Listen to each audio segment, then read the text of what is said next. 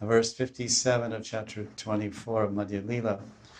In continuing his teachings to Sanatana Goswami, Sri Chaitanya Mahaprabhu says in the mood of the gopis, or rather he's simply, now he's in a teaching mode, Guru Tulya Stri Ganer Vatsalye Akarshan Jasya Sakyadi Bhave Purushari Gan Guru Tulya Stri Ganera Vatsalye Akarshan Jasya Sakyadi Bhave Purushari Gan.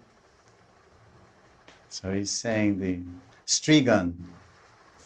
He's saying that women of Vrindavan who are on the level of superior guardians, interesting translation, the women of Vrindavan who are on the level of superior guardians, Guru Tulya, are attracted to Sri Krishna maternally, the old ladies, that is. That's why it says Stri and not Yuvati. Strigana. The men of Vrindavan are attracted as servants, friends, and fathers. So the gopis are expressing how they're attracted to Krishna. They're saying, who wouldn't be attracted?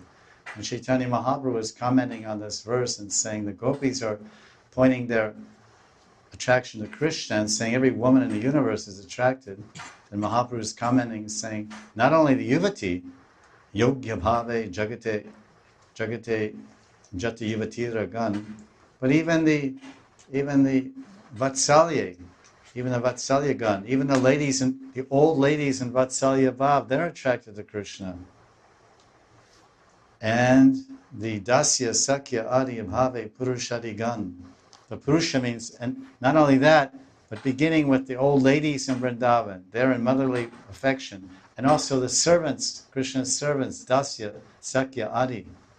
So the friends of Krishna, those in fraternal bhav or sakya ras or dasya rati, they're all attracted to Krishna.